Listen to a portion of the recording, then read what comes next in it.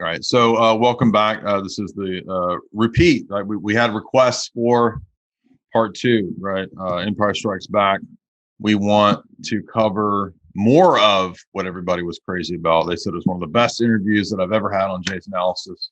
So props to Richard Grove for being here for that. And we're just going to continue with it, right? I mean, I think we talked about last time that you can't really smush all of this into 2 hours. So I think we want to hit on stuff that we didn't hit on before. We want to tie it into some of the more recent news with this big alien psyop, which we've been covering on my channel for the last few weeks.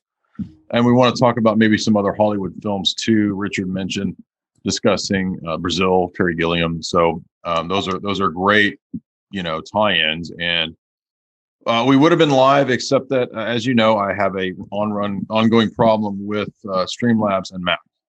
So this has been a problem for a year. Most of the time, it works to just restart the Mac and then open up Streamlabs about 5 times, and then it finally opens. But there's about a weekly update with Streamlabs. So every time there's a new update, it doesn't want to open. So now, after 5 reboots and 5 update their attempts at opening it up, it just won't open. So we're going to have to move on and just pre-record it. So thank you to Richard for being willing to be patient with me and engage in pre-recording. Yeah, I mean, I run a tight schedule every day, all week, all month. And when you were having problems last week, I was like, oh, it's no big deal. It's just tech gremlins. And then this week when it was going on, I remember when we started streaming back in 2012, because I had just done podcasts and films for years. And then I was like, oh, now they have this thing called Ustream, and it's like your own TV station. And I had so many problems with that I used it for like a year or two. And then I swore that I would never live stream on that software again. And I didn't. And I would use 4 or 5 cameras and do everything manually for like the deep end and history, so it doesn't repeat. I would just cut everything manually, which took like 60 hours of editing. Wow. And then finally, when I saw everybody else YouTubing and live streaming, I talked to Burmis, and it was like September 11th, a couple years ago. And the first question I was going to ask him is, dude, how are you broadcasting? What's the software? All this stuff. I had these questions. I was like, I hope I have a chance to ask him like before or after the show. And the first thing he said to me was, hey, let me show you what I'm using. I'm using XSplit, and here's how I'm broadcasting. And I was like, off to the races after that. So yeah, man, tech hiccups, that's just part of the way, but I admire your tenacity and persistence. And on my end, I displayed a little patience, and here we are about to have a productive second conversation. I was impressed that 100,000 plus people watched the first part of it. So yeah, that was tremendous. And so, yeah, that type of interest warrants, let's do a second part and get into more detail.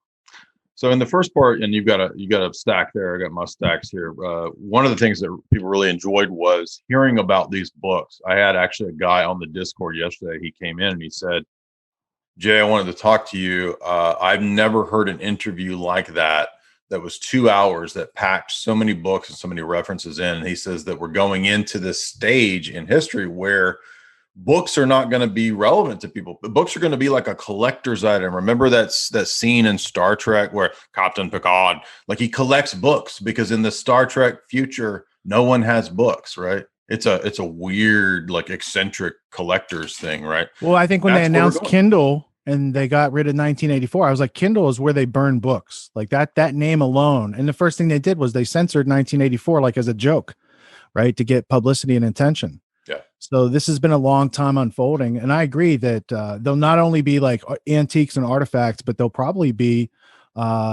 people. They don't want people to have books. The libraries have been getting rid of their books for years. And they don't want people to have tangible aspects of history that can't be instantly censored or changed to whatever the current party is. It's a very Soviet or communist-like system that's being enacted out there.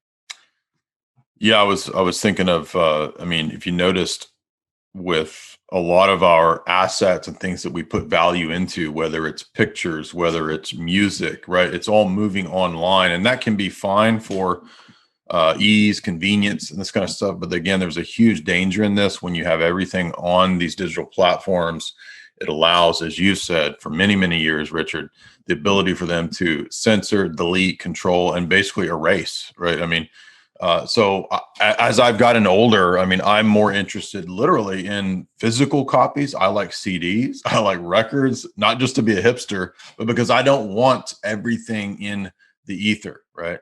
I want to be in charge of the things that I want in the ether and the things that I don't want in the ether, right? So if I want to have Bitcoin in the ether, that will be my decision. I'm not going to have it all shoved down my throat that I can't have physical books or physical. Well, think about what records. they've told us, like in popular films like V for Vendetta.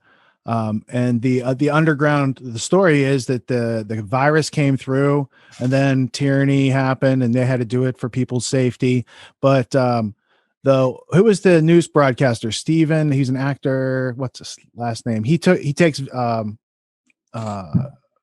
her underground and shows, like, here's the records, here's the art, Right. here's all the stuff that's banned. And things like that are in Brave New World in 1984, where the elite always have access to the art and the information and all these sort of things that they're allowed to think for themselves, whereas the masses have to be controlled. And that's what they really are getting down to. They don't want people to be able to think for themselves or communicate for themselves or, anything but stimulus reaction and follow obediently. Yeah, Fahrenheit 451. I recently read that one and did a video on it, I think at the beginning of last year. And you get the same idea there, right? Bradbury is telling us that the coming dystopia would be one where the arts would be seen as dangerous. And that goes all the way back to Plato. And why are the arts dangerous? Why? Because you can't have people appealing to or learning truth outside of what the system dictates, right? So any direct access that the individual has to truth, this kind of stuff, to logic, to trivium type of stuff, is a problem for a control system that wants to dictate to you the nature of reality. And I'm glad you mentioned Brave New World, because there's that poignant scene in the novel where John the Savage is talking to the world socialist controller Mustafa Mond, and he says, why do you have all of the Shakespeare and the literature and the art stashed away? And he says, because we're the elite, because that's what we do. We don't let them have that. They don't even want it. Now, the sad part about that is that that's not actually true, because in the dystopian narrative, they foster the degeneration of society such that people don't want true arts. So they will promote degeneracy, toxifying the culture. And then when people are degenerate and toxified, they say, see, you're degenerate, you're toxified. You don't actually know or want good art and good, good quality stuff. So therefore we're justified in hiding it away from you. Right. So it's a problem reaction solution that they are behind, actually. Yeah. And I think that what's going on and unfolding out there is a mixture of all of them. Look at Logan's Run from 1978. And if people got past the age of 27, they might start to figure out the basis of their society. So they're like, oh, there's overpopulation and you have to go to the carousel and you'll be sacrificed and everyone will cheer.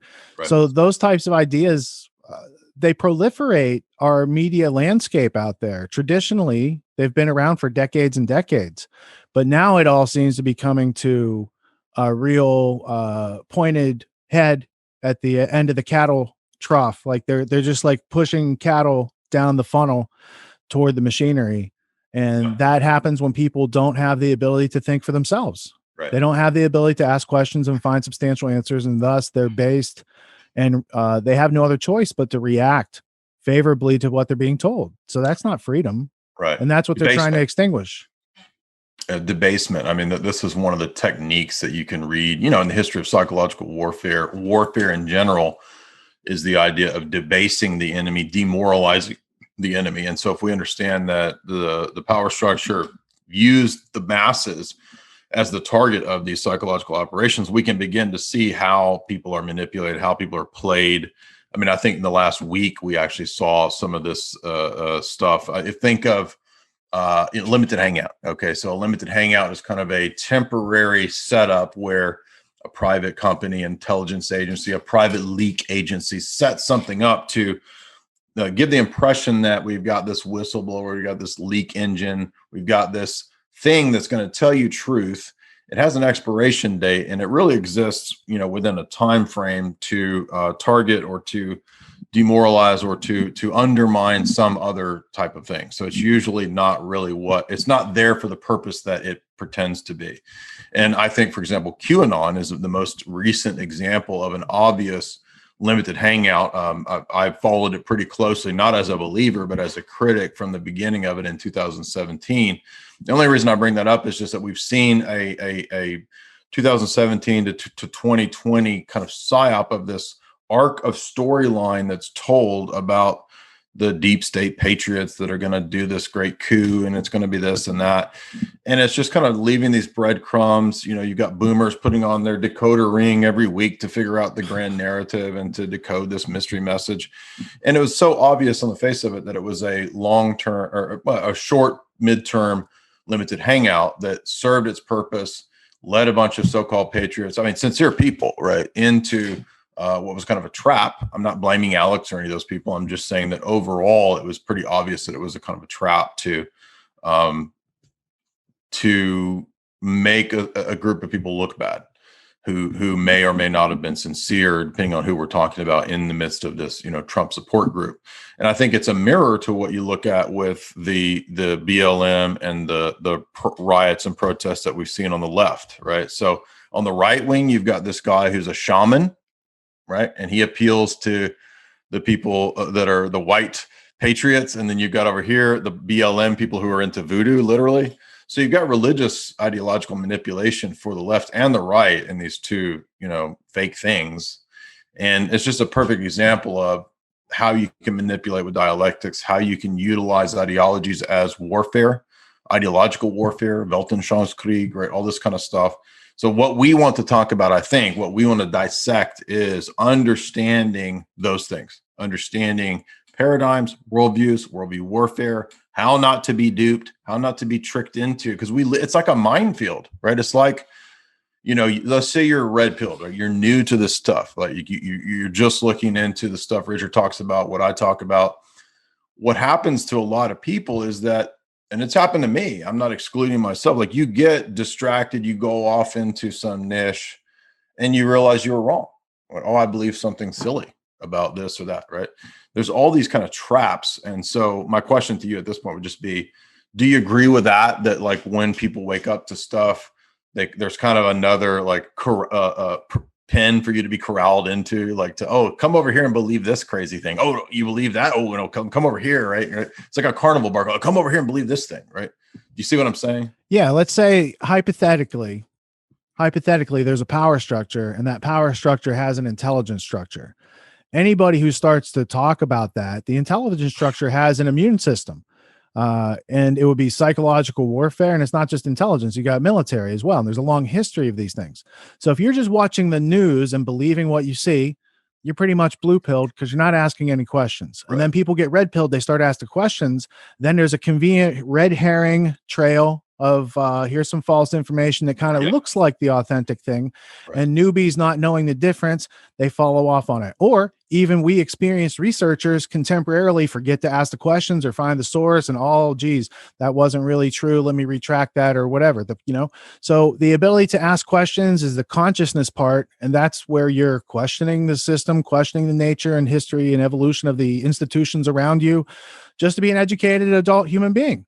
We don't get these rites of passage through schooling because it's not a real education. And so doing it for ourselves at any given time in life, they've just termed red pilling, right? The people who don't question any of the official narratives, they're called the people who consume the blue pill because they choose not to ask questions.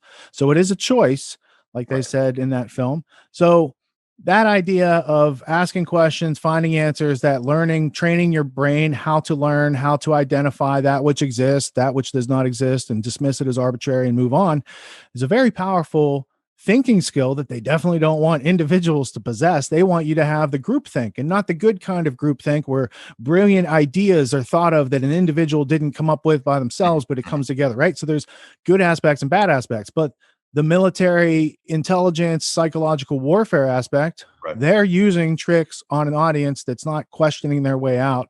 And thus they always become under control. Just the same way that literacy is a form of slavery until a process of critical thinking is consistently applied by the reader.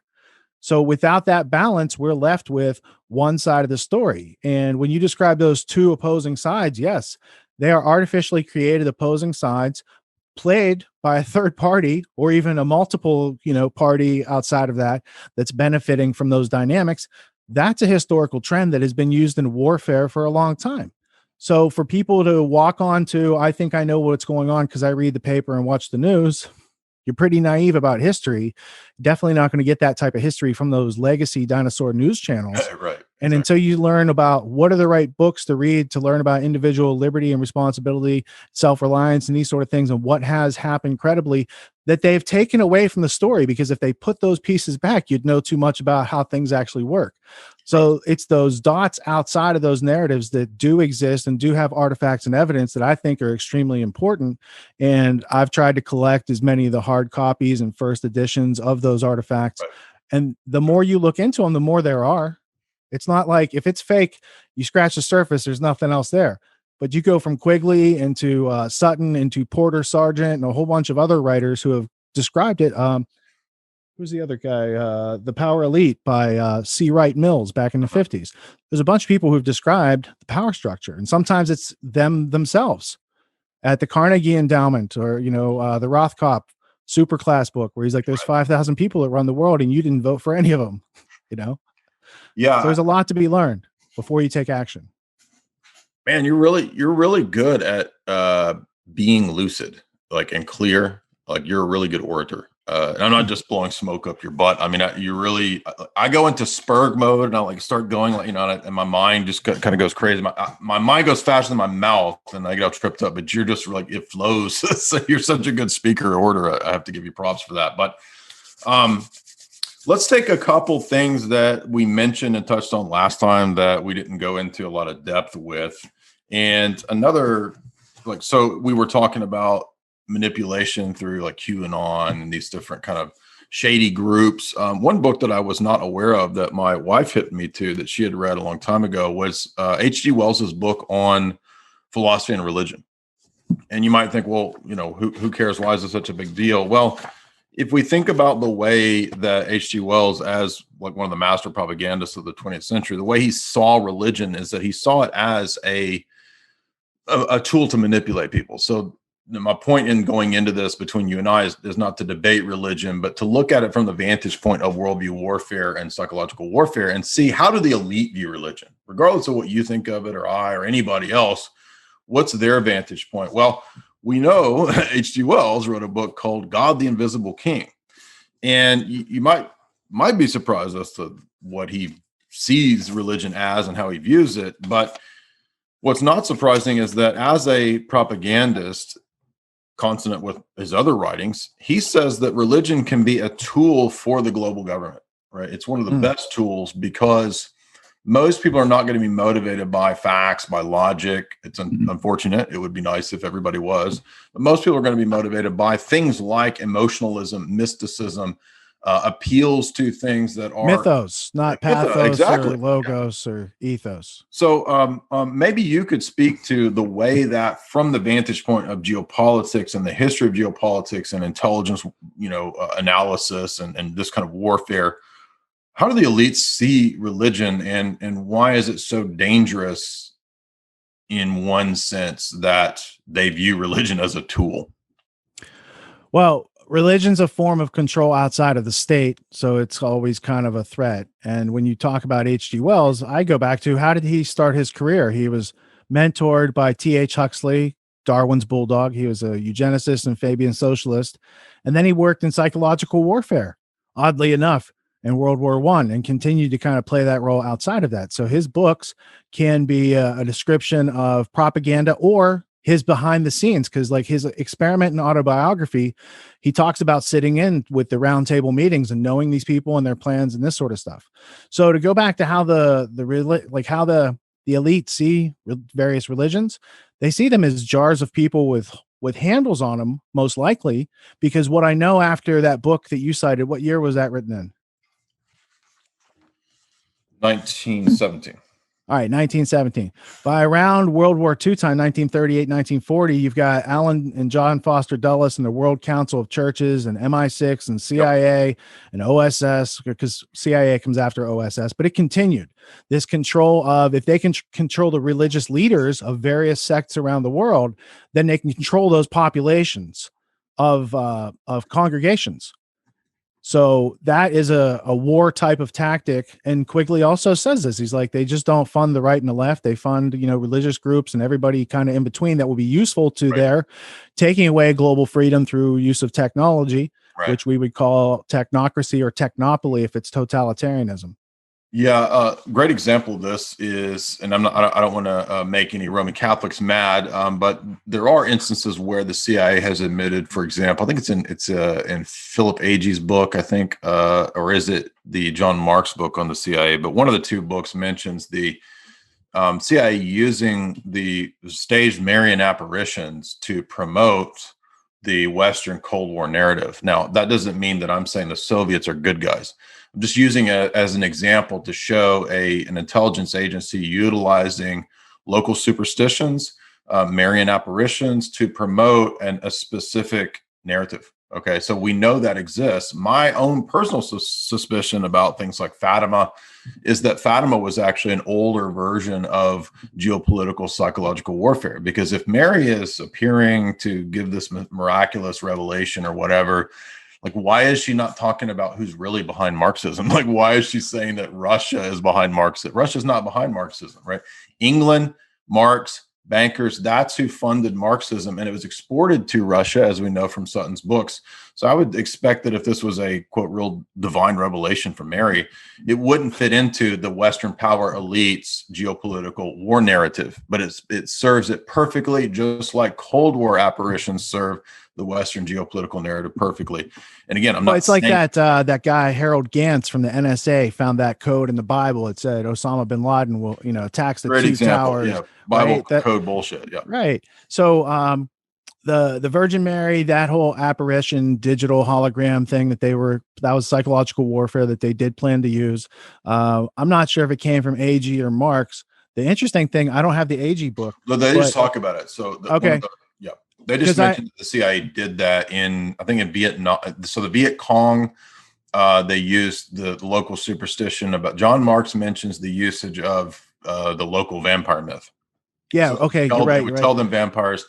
There's another work that I cited in my book, but I can't remember what it is off the top of my head, where in certain Latin American countries they cited Marian apparitions against Soviets.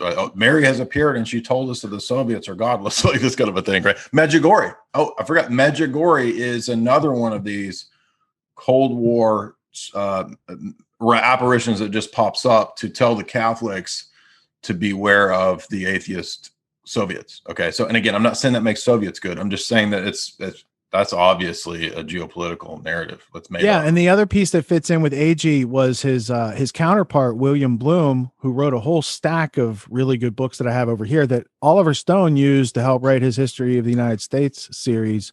Interesting. And it's interesting. Bloom actually did have some interesting thoughts on aliens. That's going to be a topic later in this episode. Yeah. So the apparatus of intelligence has always used deception, misdirection, fears, unknowns, things that can't be tangibly proved or linked back to them. And so it's not the Americans or the British or Anglo-American establishment propaganda. It was the Virgin Mary who appeared to these people in Central America and said, the Soviets are godless. And you're right about Marx and communism, that whole sort of situation. Marx was employed by wealthy, rich white men.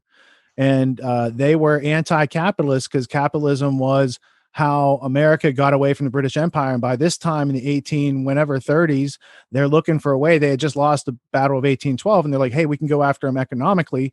We can do that through the banks and we can do that through ideology. And then that ideology was trickled in and then it was tested successfully, they would say, and as we would say, democide in the Soviet Union and the People's Republic of China, the CCP, Chinese Communist Party, which still exists today. That's still going on. They still have things going on antithetical to freedom.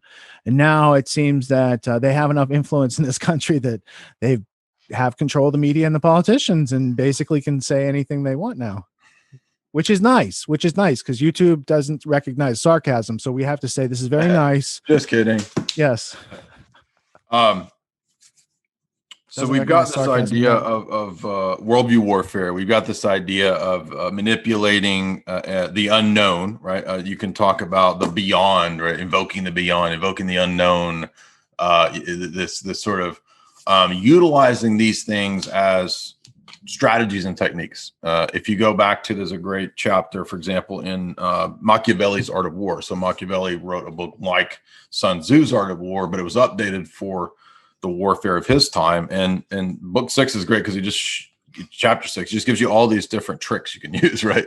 And what I'm getting at is that these are the tricks. When you realize these tricks, you can see that they're the tricks that the establishment plays on the masses, right? So that's what we try to do, is educate people to get them to where they can recognize this stuff and not be duped by it. Because, this isn't just an intellectual thing. This is what we're talking about. This kind of stuff, I mean, it can mean your life. I mean, it's your health, right? It's your mind. You can lose your mind. You could lose your health if you don't listen to red pill material. I mean, imagine just going along with the narrative of big pharma, right? Imagine just going along with all this stuff. It could literally mean your life and your health, your future, your progeny. One thing I wanted to ask you about that I don't know your view of, but I tend to believe, I don't know if you're familiar with the Dr. Richard Day tapes. Have you heard those? No, I haven't. So I think they're legitimate. And the reason I think they're legitimate is that I've listened to them multiple times through, but basically it's just a guy who says that he was at a high level Rockefeller meeting in the late 60s, which would be the CIA's, it loosely attached to the CIA's mind control conference that happened in California in 1969. Attached to that was this other project of the Rockefellers, and the head of Planned Parenthood at that time, Dr. Day. Now, the guy who gives the tape message was just at the thing. It's not Dr. Day himself, separate guy. Right. And he says, I was at this meeting. It was a secret meeting for the top doctors and MDs in the country. He doesn't say how many, but he says, I'm going to tell you. And he went to this pro-life league where he explained all this. And he says, I couldn't believe what I heard, but I heard basically a weekend's conference lecture about the future of America. And everything that we are seeing nowadays rolled out, from the war on drugs to mandatory vaccination to chips, all of this stuff was laid out in the Day tapes. It's called the New Order of Barbarians. If you want to hear the Day tapes on YouTube, they're still there. That they've been around, floating around since the 80s. And it's one of the best examples of demonstrating the continuity of this plan from the 60s to now, right? We know it's Rockefeller funded plan. It's all laid out. I mean, even to the extent of pressure from above, pressure from below, pitting society against each other, and all of it intended to integrate us into the global government. That's the whole point of all of this operation. And there was something you said. Oh, I remember what it was. One of the things, this blew me away. I couldn't believe, and I can believe it, but it's just I can't believe that it's like this. One of the things he said, Richard, was that in the 60s, the late 60s, they already determined and stated at this meeting that it will be necessary for emissaries to go to libraries and universities and public libraries and remove books that they intend no one to ever see again. In the late 60s. Now, again, if you doubt what I'm saying, go listen to the Day tapes. Everything he says in this lecture has come to pass. So we know this is legit. This is not far-flung conspiracy bullshit. This is real. I was going to say, that's how you tell. It's separate the message from the messenger and then time test it. You can do that with Kay Griggs. She had this whole message. It was 5 hours, and I didn't know what to think of it at the time. But as I grew older and was more familiar with the people that she was talking about, it made a lot more sense. So there are these instances. There was a guy named George Washington Hunt who went to Agenda 21 meeting, United Nations. It was the unsaid meeting. And he's at this meeting, Edmund de Rothschild got up and said these things. And I was like, I don't know if I believe this guy. And then I saw the videotape of just the thing he was saying. I was like, okay, so these things match up. So when you find congruency, that's truth. Right. And, nature doesn't have contradictions. So it's in finding these contradictions and asking the questions how does that fit together? And if time has passed since the Day tapes and they, what we know today makes them relevant. It's the same way as McCarthyism in the 50s was frowned upon, and McCarthy was a dick. But what he was saying was actually true, and it's proven out by something called the Vanona tapes and the transcripts that came out in the 90s. They didn't have the computing power in the 50s to actually process. And when they decrypted and processed, they found out a bunch of these people that McCarthy had noted were communist. And I had already done research on those people. And when you go back, it goes to British intelligence and communist spies that are used for the British to spy in America, but they're Soviets. So if we catch them, they're the Russians. They're not really. And then you have Kim Philby that takes over that whole branch, and then moves over to Russia to manage it. So communism coming from Britain, I think the bankers have always had a stranglehold on Russia, just in China, just the same way they did in India and America and most of the other countries of the world. Right. No, I mean, my take is that there is a kind of a higher group above that dialectic that funds it, aids it.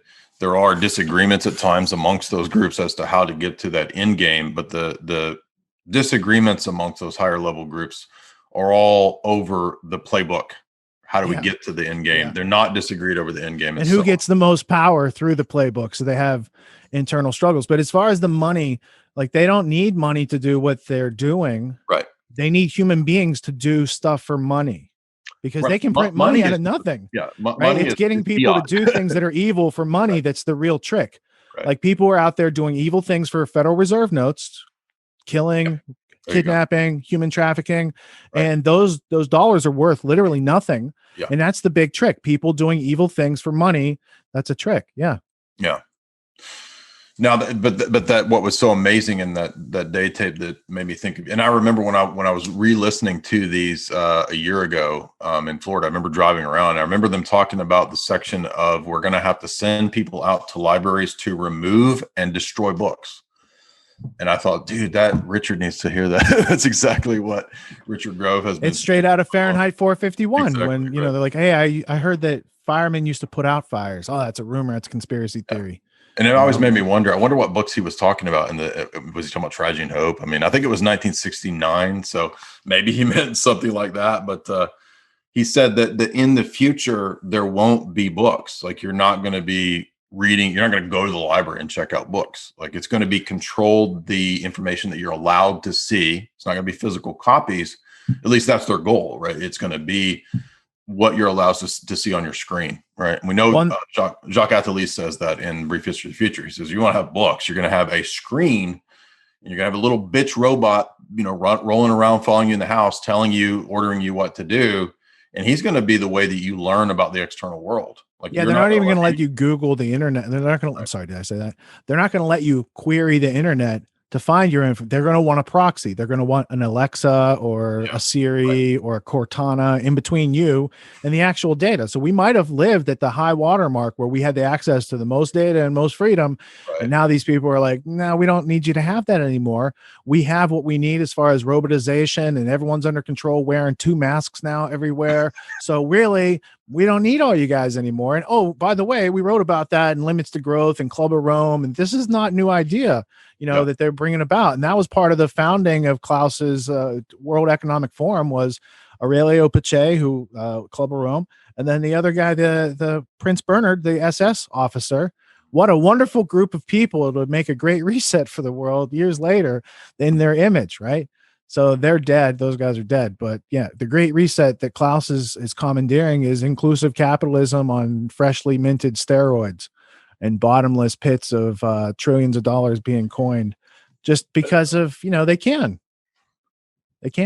Right. Another book I know you know of, but it's kind of overlooked in a lot of these analyses is Charles Galton Darwin's Next Million Years. And it has these kind of sci-fi scenarios of Great Reset. I mean, he said he's trying to project into the future, right? Like how the species will evolve in the next, quote, million years.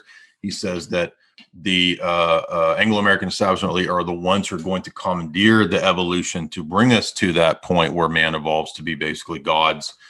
But what's really, in one way, surprising and not surprising is the admissions in this book about who's really doing this and what it's really for.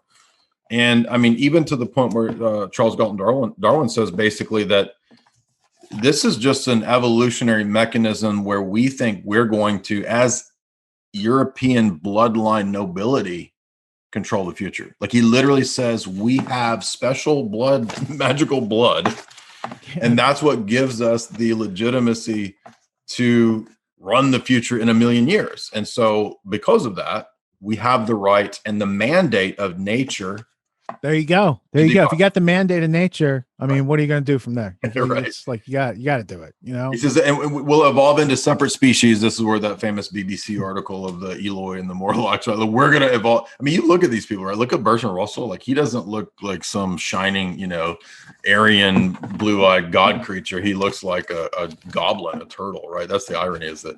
But anyway, point being is that this book, written in the 1952, you know, by somebody from those inbred families. I mean, he's talking about weather control. He's talking about playing God. That's all they do, man. Right. That their whole thing is they're better than God, which is convenient for their position since they don't believe in God, or at least T.H. Huxley, he was agnostic. He was like, I don't have enough information to make heads or tails yet, right? Mm-hmm. But the rest of the people were straight up. They believe they can be God. They believe that they can remake the earth in their image. And there's no way that they could get their communist, totalitarian, technocratic utopia without putting out a great reset, because people wouldn't adopt it normally. It's like putting a collar on a wild animal that's free. They're not going to do it naturally, but if you cage them up long enough and you deny them certain privileges and services that are necessary for life, well then, okay, yeah, right. And that's kind of what they're doing. Like the public around the world is being put on notice that they're being treated like somebody else's property, and that's antithetical to the nature of freedom. Freedom is the absence of slavery, and what they're making is more and more totalitarian, taking away of people's rights, which is slavery and theft, right? All the Chapter 10 Commandments 6 come down to don't steal, right? Right, exactly. Chapter 6, he says, we'll just create a world religion. It'll be a blending of all the religions. It'll be a new global creed. We'll control this world religion. Who's saying this? This is C.G. Darwin, chapter 6. All right, because H.G. Wells says the same thing. He said we're going to create a new world order. It's going to be a world religion. Yeah, yeah. So I'm just showing continuity of plan, right? 1917, he says this. 1952, he says this. They're in the same circles. But what I was really shocked with the most in the Galton Darwin book that I read last year was not so much that he says, you know, a lot of the stuff that H.G. Wells and Bertrand Russell say, but this bizarre chapter about man. He says man is a wild animal. He says basically what we're going to have to do is turn off the sex drive in most humans, mutate them to be these celibate creatures. Once we've created a whole bunch of celibate steriles that are like, he says it's like an ant colony. He says you view the people like an ant colony. He says then what we can do is breed people for certain jobs, Brave New World. And he says the reason for this is that we are like the Ptolemaic dynasty. We are secret royal bloodlines who have magical caste power. I'm not joking. This is what he says.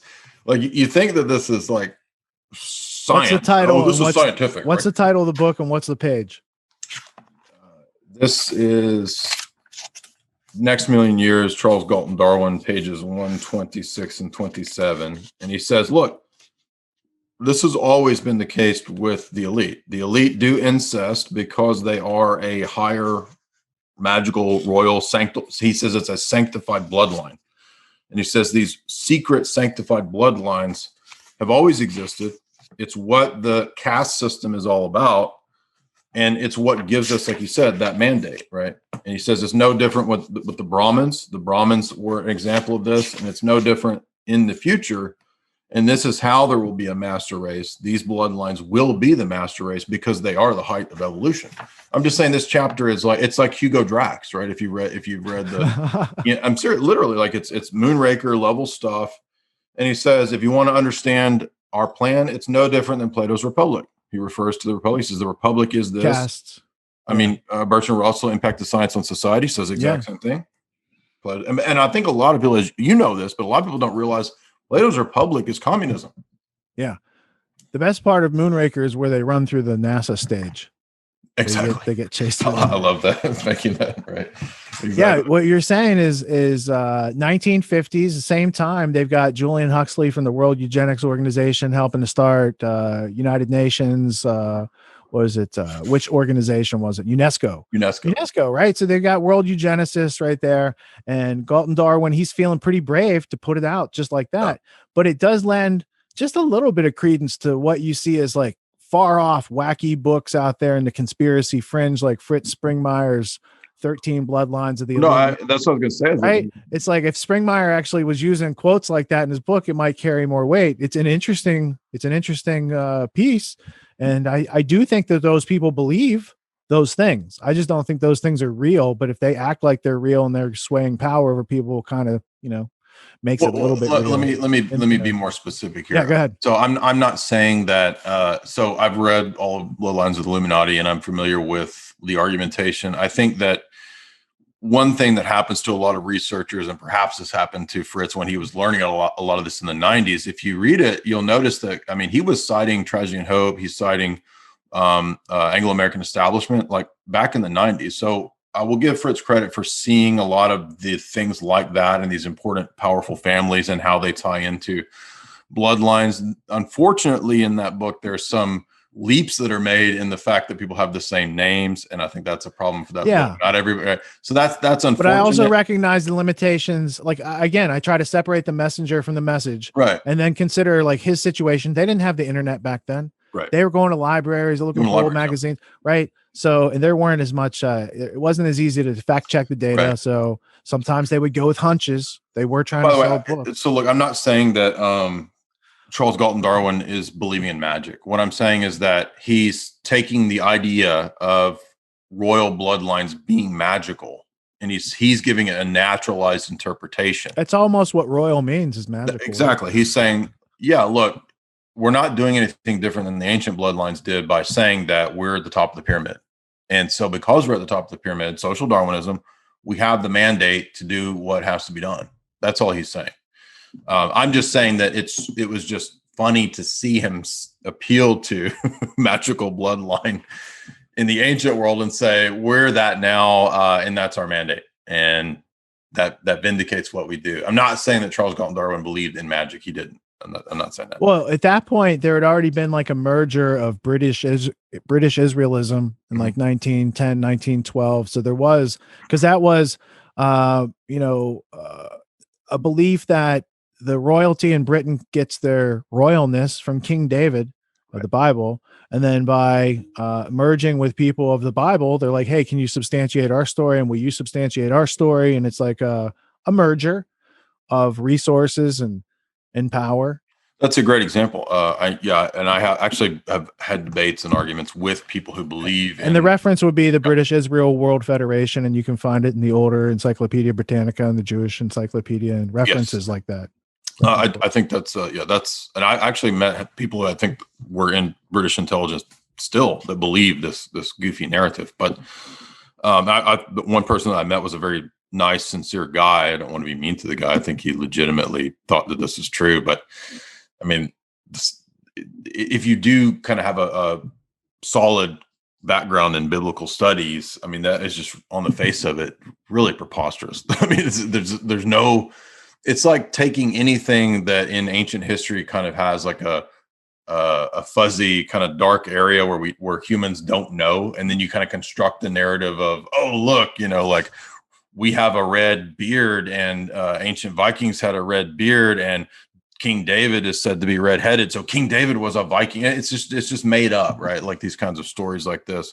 But again, the point that that's where the Church of England comes from, right? They're like, hey, we want something like the Vatican, but we want to own it. So they're like, let's make our own. Right, and it's a state-created church. Great example. Henry VIII doesn't get the divorce he wants from the Pope, so he says, "I'll just create my own church," and then you get the Church of England. So it's always had that imperial mythos usage. That's exactly what. And it has always like supported. The churches have always supported. In that case, Church of England's there to support the king. Affirm the monarchy in that case. So and it's also where you get Malthus. Malthus was an Anglican minister, right? So it's the religious arm of the imperium, right? And that's why it's always been full of Freemasons, right? Well, Malthus and those guys, Bentham, they all worked. John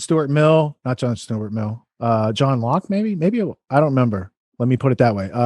The British East India Company and the college. Bentham, yeah, they worked for the East India Company college that trained all the administrators and whatnot. So there is, after the merger of England and Scotland to make Great Britain around 1804, that's what brings in Scottish King James and King James Bible. No, that's way before. What are my when was the merger with Britain? King James Bible, was it written before Scotland and England merged? That's my like 1517, I think. Right. So it was written before King James, before they merged. All right. So anyway, out of British history. Right. Well, the point stands, though, that basically just that the Church of England itself is a great example of a state-created church that's a functionary of the British Empire, and it's almost like the corollary to the Freemason lodges, right? I mean, both of these are functionaries of British Empire. One of them is more exoteric and one of them is more esoteric, but they're serving the same purpose, basically. Yeah, for sure. They got to find the containers for the people that fit in those containers. Normally, the people of the Church of England aren't the same people you'd see in the Masonic lodges studying ancient tracing boards and history of that sort. Now, in the last interview that we did, we were kind of going up through the 20th century, and we got to this point with Trajan Hope and Quigley, and we were talking about Roald Dahl, the Irregulars, Noel Coward. Aldous Huxley wrote a children's book too. It's called The Crows of Pear Blossom, and he wrote it for his niece Olivia, I think, 1948, something like that. Mm-hmm. So there's a lot of these guys that wrote children's books. Quigley's wife also wrote a children's book called The Blind Men and the Elephant, which I recommend because it's about the men in the room with the elephant, and they all think it's like it's communism. No, it's the Masons. No, it's yeah, okay. Yeah, right. And they kind of figure out the bigger plan. Of the puzzle, yeah. So there is a lot of interesting aspects of British intelligence, and they're shaping children's minds. I mean, Rudyard Kipling was one of the first. He wrote the book Kim, which was playing a game called Keep in Memory, and then Philby, St. John Philby, who was a famous British spy, named his son Kim Philby after Rudyard Kipling's Keep in Memory and trained him as a spy. So it was a spy training series. That's a great point. Yeah. By the way, Chitty Chitty Bang Bang, right? Ian Fleming, all of these kid narratives. Charlie and the Chocolate Factory, right. Roald Dahl, yeah. Well, so that people may think that's crazy, but no, that's absolutely. It makes perfect sense when you understand too the British intelligence attitude towards fiction. So if you go back to the origins of spy fiction, it's British spies, right? Who Graham Greene, people like this, who were publishing their novels. Conan Doyle, right? Because you could, Mycroft and Sherlock are more or less British intelligence assets. Mycroft, his brother, more so explicitly, but Sherlock is like the consultant to the intelligence agency. That's why they called their spies in America the Baker Street Irregulars. So the book is The Irregulars, and you have that by Jeanette Conant. Yeah, I'm just right, on your recommendation. Yeah. Granddaughter of James Bryant Conant from Harvard, who has a whole bunch of history associated with them. So she's a good writer. And what it goes over is the British had put spies in America prior to America getting into World War II for the purpose of making sure that all the Germans in America didn't back Germany for some reason and would back the British.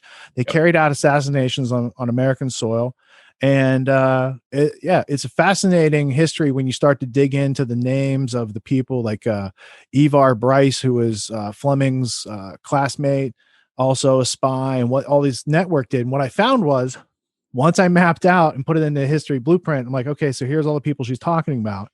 And then you start to see these guys show up. So there's a bunch of people that are surrounding Kubrick on his movie sets that are former MI6 spies that worked in, these operations during World War II, which I'm not saying it's nefarious. I'm just saying it's interesting. And then you see where these other people go off to. I was trying to think of any specifics, but I do have it for display in the blueprint. But I remember seeing there was these brothers that ran a film production company, and the British would use them to go into all these countries and spy under the name of making films, right? And then they're making films with America, and pretty soon America is being, doing the same thing.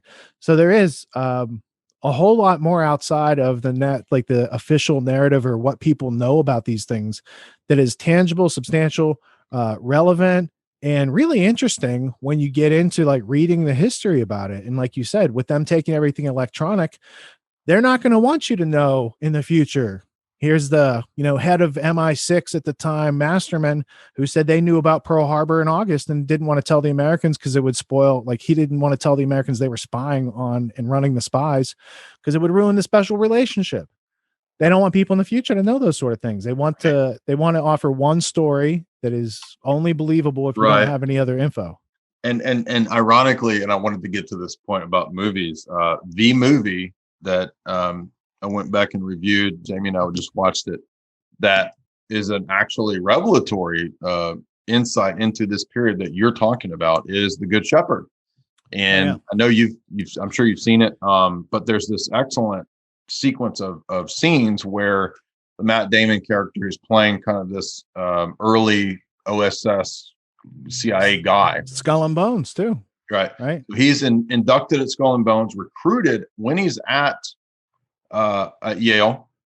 And what you just said about them being concerned about Germans and getting involved in World War II, there is this scene where his future handler guy, right, who's actually a blackmailed homosexual professor that's trying to recruit him, which is common in British intelligence history too. Yes, and he's communist MI6 spies. Yes, yeah. Well, he's trying to get to coax the Matt Damon character into becoming a spy.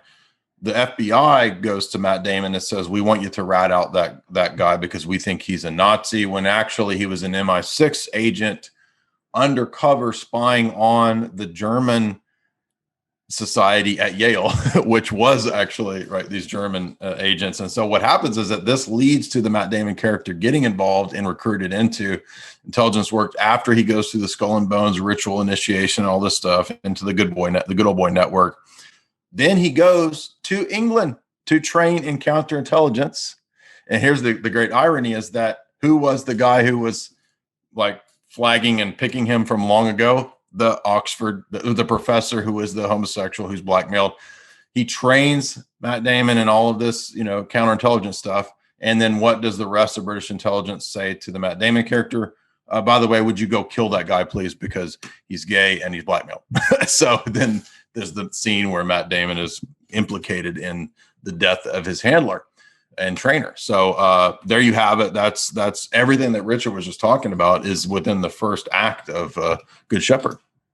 Yeah, and then the history behind that is The Old Boys by Burton Hirsch, which is it's an awesome book. It's several hundred pages, very, very well documented. And what it shows is the OSS and CIA, those are Wall Street bankers, whereas MI6, those are lawyers. Those are people, and they're Wall Street lawyers from America, and over there they're bankers. So there's a different lineage and culture coming from the top of MI6 than what you had at the top of CIA, which was created to be a bunch of worker bees to partner up with MI6 to do the Great Game, or the new Great Game. What's that guy's name? Hugh.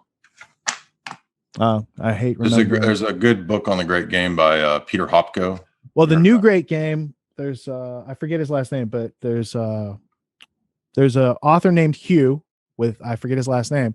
He wrote the new Great Game. He wrote several other books on Anglo-American spycraft. Mm-hmm. So it's one of the excellent sets of books you could get on that topic. Writing that down now. Okay. Yeah, but The Old Boys, that's classic. Burton Hirsch is still alive. I think he lives in Florida. Okay. And reading that book right beside the Irregulars or those other, I mean, I probably have 40 books on these topics that I could line them up and say, if you read these books in this order, you can get a really good, clear picture of that, which is obvious if you know about it, but otherwise people are bought into that doesn't exist. And how could it? Well, right. And OSS didn't come out of nowhere, and the CIA didn't come out of nowhere. And there were, like, our older cousin had all this experience, and we kept going over, hey, how do we set up signal intelligence? And GCHQ helps NSA, and MI6 creates CIA. And according to many accounts in these books, Ian Fleming helped to write the blueprints for CIA. Like, what would Central Intelligence, and what is Central Intelligence? That's like a Soviet idea right there, to have Central Intelligence. And it's created by the same robber barons throughout history. So yeah, there's a lot more to the story to be learned. And for people to be making moves today with such a nescient / ignorant position, it's going to lead to calamity. Yeah. And also too, I like that when you mention the fact that this is a bunch of lawyers and a bunch of bankers, it demystifies this, right? Hollywood sells this as a bunch of like sexy James Bond stuff. It's not. It's a bunch of lawyers and creeps, and basically people who entrap and kind of blackmail each other. There's nothing sexy about that world at all when you read about it, right? It's just like, no, there's the Copeland. It's human betrayal is what it is. Wisner, there's the guys from OSS that went in and helped to found CIA. I mean, there's a long, dark history associated with that. And when you look at the history objectively, it's like they were doing it under false beliefs, and that doesn't make it any better. Right. So, well, yeah, I mean, you're like, Cold do you War. want to be a busy bee for a banker? I mean, that's essentially what we're talking about here. Do you want to be the Rockefeller's private army? I mean, there's nothing glorious and sexy about that. It's boring and lame. That's very much what it is, because when you look into MK Ultra and who funded the sub projects, it comes from like bankers above intelligence, and intelligence is a working group for those financial interests. Exactly, and that demystifies it. Right? There's nothing sexy about that. Right? The East India Company needed to protect itself from competition and getting attacked, so they would have intelligence, and then that rolled up to MI6 eventually. United States didn't have any type of secret service or anything until Lincoln was assassinated, and then I've read through, there's it's called The History of the Secret Service, and it's by the first head of the Secret Service who was there to investigate Lincoln's assassination. And it's a really interesting book. Let me just say that. And when you follow like the history of that, the investigation, and like the diary, missing pages, all this different stuff that happened back then, it's pretty fascinating. But at least now we still have multiple views of that assassination. In the future, with things going on, you're not going to have multiple views and pieces of evidence to check out, to ask questions. It's going to be the party line. The book says this, and if you go any further, they'll assassinate you, because traditionally that's what they do. In Brzezinski's Soviet bloc, he talks about how they killed 1 out of every 4 like party members once they took over. It's like they get rid of even their own people. They get rid of when they make successful transitions. So I don't know why people are backing these ideas out there, other than they haven't had the good opportunity to train their brain yet. And that's sad, and I feel bad for them, but I don't look forward to them taking away everyone else's freedom. That's not good either. Right. One topic, one area, I don't want to spring it on you, but I don't think you'll have any issue covering it, because you are very well read, very respectable in your scholarship, is the issue of it's an area that I've known about this area in the past, but it's something I'm diving into deeper more recently, just out of a fascination with mafia films and the relationship of the mafia, the different mafias, to the intelligence agencies. That's a whole other rabbit hole of its own, very similar to studying spycraft and this kind of stuff, because just as an example, the intelligence agencies might want to contract a hit out through the mafia. And there's been a lot of interaction in the past between the mob and the CIA, for example, especially during the Cold War. Just out of curiosity, is that an area that you've looked into much? Do you have any recommended books on that? I'm reading right now the Charles Ashman book, The CIA Mafia Link, which is really cool. But it's just such a fascinating just rabbit hole that you can go down on its own, is the CIA and the mafia. Yeah, dude. So I have many books on that topic. It's good you asked. I'm going to press this button and show you the history blueprint. I think really officially it starts in 1938 in the United Kingdom with organized crime. And then they bring it over in 1942 and officialize it. It was called Operation Underworld. So MI6 goes to Meyer Lansky and starts dealing heroin. Dude. And then they bring it over to the United States. And let me just right click on this. I don't know if it will show the right click in the properties. You just helped me understand something I didn't get. Yeah, the thought properties for this one is March 2nd, 2014. I put this thought in there. So I was reading some books. I learned about Operation Underworld. I put some notes right here. And then let's see. Then it ties into the heroin, because it goes back to the East India Company. The old British Empire drug networks. Right. So up here, you got Lucky Luciano, Meyer Lansky. We're doing business with MI6, and then J. Edgar Hoover later. But Hoover's compromised in the with the Nazis. Like they used him from a variety of angles. Office of Naval Intelligence was involved in the history. And then Sir William Stevenson, aka Intrepid, who runs all the British spies in America, is organizing this for the Double Cross Committee. So this is where it gets interesting. Let me click this thought, because this is how they controlled American intelligence. Let's see if it'll click and change. Lots of thoughts there. So the Double Cross Committee, or the Double Cross System, or the 20 Committee. Let me see if I can get rid of this right there.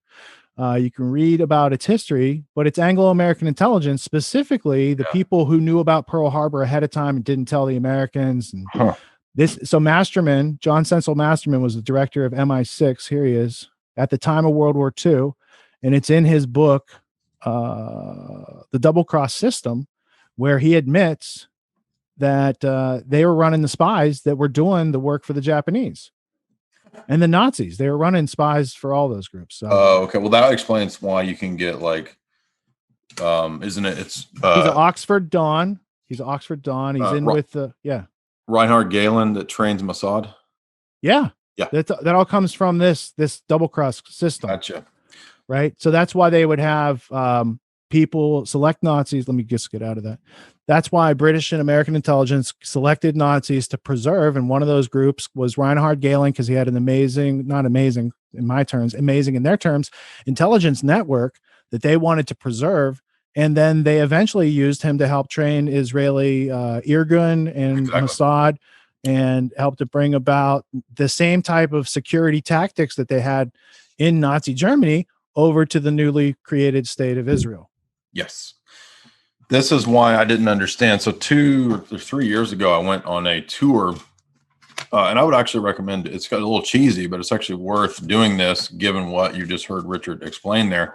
If you go to Hot Springs, this is the old mafia place where they would go on vacation and have meetings, Hot Springs, Arkansas. There is a bunch of mafia related stuff there. So you can actually do a tour. I know it sounds cheesy, but it's actually worth doing, because they will explain to you the whole history of the mafia in Hot Springs, Arkansas. Why would they be there? Well, there's this, what I never understood on that tour is that they talk about one of the heads of the mob at that time, back during the JFK Sr., who was teamed up with Al Capone. Sorry, so JFK Sr. and Al Capone actually ran alcohol. RFK Sr.? John F. Kennedy's dad. Oh, okay. Joe Kennedy. Yeah, because Joe Kennedy Jr. got killed in Operation Aphrodite in 1943, where an airplane laden with explosives, remote control, blew up before he jumped off. Interesting. Otherwise, Jack would have never been president. Well, so this is how Joe was tied to the mob, and he ran liquor with Al Capone out of Hot Springs. And so, but what was the weird part was that the guy who was supposedly the head of the mob at that time was this British dude that lived out in the country. And I was like, what? A British dude running the mob at that time, right? This is, again, back in the 30s and 40s. Why was there a British dude running the mob? British were prominent in the South too. During the Confederacy, they supported the South. So that's it's a British stronghold. And Solomon de Rothschild visited a bunch of Anglo-friendly families in the South prior to the Civil War kicking off. So, but what you said about Operation Underworld in you said 1938, the UK exported. That's the puzzle piece that I didn't understand in this tour. That didn't make sense to me, but that makes sense now. Yeah, so they formalized it. I mean, they were already in charge of the opium trade, but heroin, that was a new refinement. So it goes from opium in the 15, 16, 1700s into heroin was patented by Bayer, I thought, in like the late 1800s. And to do that, they had to also have the hypodermic needle. There's a whole bunch of things when you follow from the opium, from the opium into morphine was another German invention before they invented heroin. So there's a whole profit line that the British had like manufactured and engineered and had to go to the Germans. Like, how do we refine this and get this more potent? There's a whole history of that East India Company. Probably the best book that I've read several times is Dope Inc. by the Executive Intelligence Review. Right. Okay. Yeah. Yeah, that's great. And by the way, for those that don't know, when you get into that mafia angle, that's what you can go directly into all the P2 Lodge and the Vatican Bank stuff, right? And that's its own David Yallop and all that stuff. That's its own rabbit hole too, which is fascinating given the fact that the Vatican Bank has been run by the Rothschilds since the 1700s. A lot of people don't know that, but there's a Roberto Calvi might have found it out though before he was hanging under the Blackfriar Bridge like the fool from the tarot deck. Yeah, and if you watch Godfather 3, there's a reference to that. Immobiliare. Yeah, totally. Yeah. So there's a lot to that. So P2 Lodge is Masonic, but that's not like new to the Vatican. I mean, Vatican's got a long, strange history to it. I remember researching the popes one time. I was like, who are all the popes? Because I didn't grow up Catholic. I'm a Protestant, Presbyterian by birth. So I was like learning about the popes. So there's like Pope Julius II, Pope Clement. I'm pretty sure they were both Medicis, and they just bought papal clothes. There was a pirate before that was a pope. A pirate became pope. So it was like a thing that could be bought if you had the right influence. Right. And so I was like, wow, that's kind of interesting. And then moving up, the power of the money goes from the Medicis to the Fuggers, Fuggers in Germany. And then, the Borgias too. And then it moves over to the UK through the whole 1805 Prussian war against Napoleon. And they got to take all the riches from Germany and put them someplace safe with East India Company, maybe over in Britain. Or was it Nathan Rothschild? Is there a difference? I'm not sure where the separation is.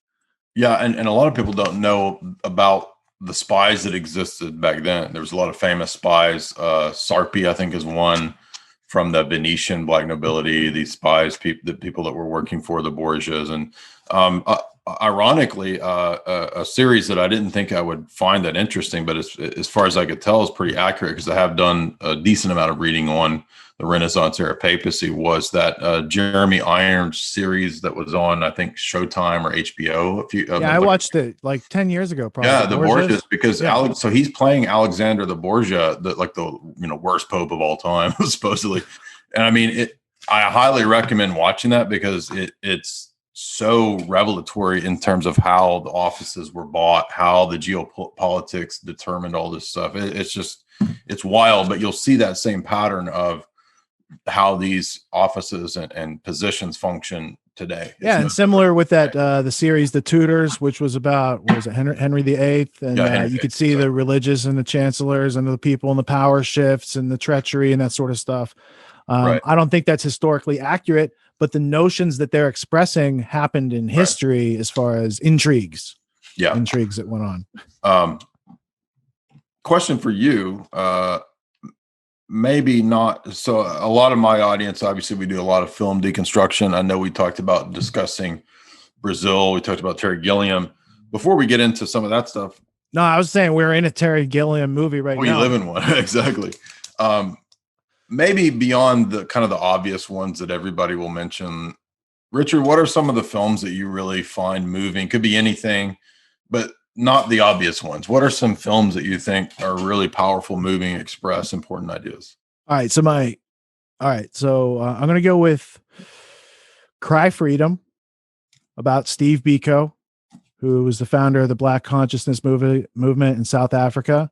And it's Kevin Kline and Denzel Washington, Richard Attenborough film from 1984, probably 1987. Not familiar with it. Okay. It's a fantastic film because you get to see what apartheid was like in South Africa and how people struggled to resist it and why the empire is so staunch in its positions, even though they're wrong many times over and over. I mean, in the same place that was colonized by Cecil Rhodes, where the British created concentration camps, Steve Biko grows up like 70 years later in an area of apartheid. And it's a true story. And you do get to see how that type of freedom mentality was treated by the empire. It's not that different than the story of Gandhi. And I know a lot of like other history about Gandhi. Like, you know, he told his wife, you can't have those drugs, but he took those same drugs to save his life. There's some hypocrisy in some of the people. So separate the people from the message. Gandhi's message was he had to make the violence of the British Empire visible to everyone else in the world for them to win.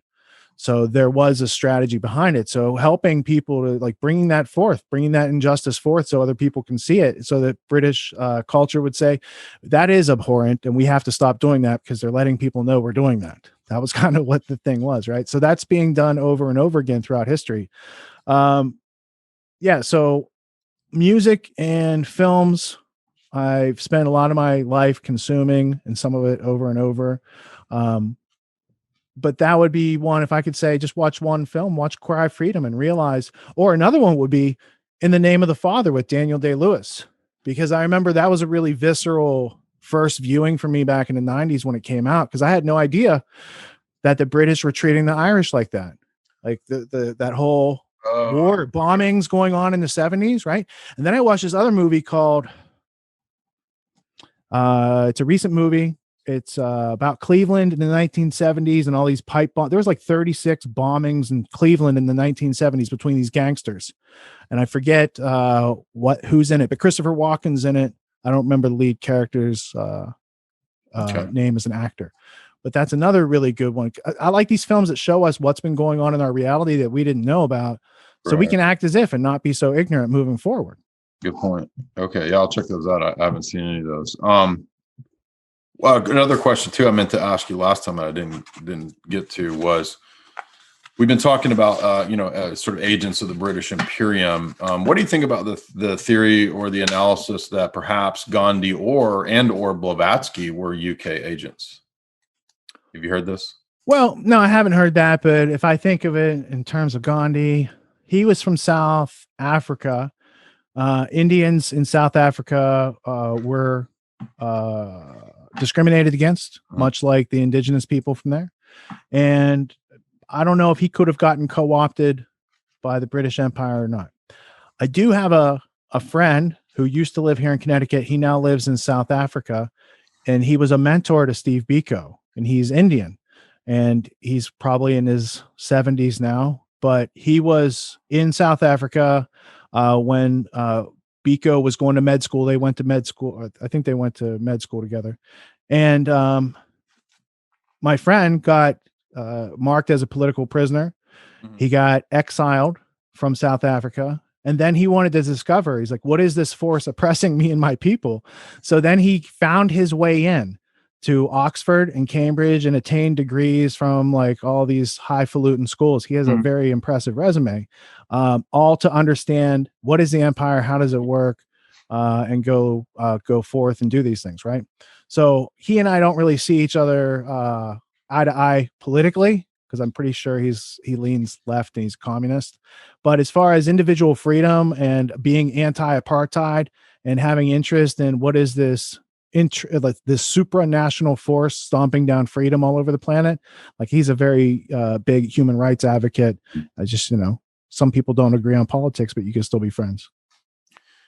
What about there's some interesting analyses of people who would do these. My buddy Mark has a analysis of a guy who would do these Himalayan treks for mysticism and this kind of stuff, but he's actually doing it as a spy, as a cover. I'm going to the Himalayas to go, like talk to the. Well, isn't that like Nicholas Roerich back in the day of FDR and right. Wallace, who put the symbol on the back of the dollar bill, right? Yeah. Anyway, so where I was going with that was that I wanted to ask you too. One of the best things that I have seen in years, probably one of the best TV shows of all time. I didn't think it would be Columbo. Rockford Falls. No joking. BJ and the Bear. That's a really good one. I could sing the song. Do you really remember it? Yeah. Yeah, I was like in third grade or second grade when that came out. It would be on at my grandma's house. I remember that. There's a trucker with a monkey. Who can't watch that? What better idea for a show than a trucker with a monkey? I made the model of it. The models they sell in the drugstore, the plastic ones, and you glue them together. Yeah. Once upon a time. The Americans. Did you watch The Americans? Yeah, I thought that was interesting too, and that goes on for real. Excellent. Yeah, they do. I mean, Soviet Union. Look at what G. Edward Griffin got Yuri Brezhnev to say, and he's like, "Here's the whole plan." Now it's back in the 1980s, and now people are passing around like, "Oh, look what's going on." I'm like, "No, dude, you should have looked in the 1980s or the 1990s or the early 2000s, because it's too late now. I think because they're already doing it. They're already doing it. Everyone's already double masked up, man. like the brain control is strong out there with some people because they're not using it for themselves. So it's going to be controlled by some other entity. Well, And Soviets, their technology, anything that's that focused and like despotic, it's going to have ruthless efficiency to it.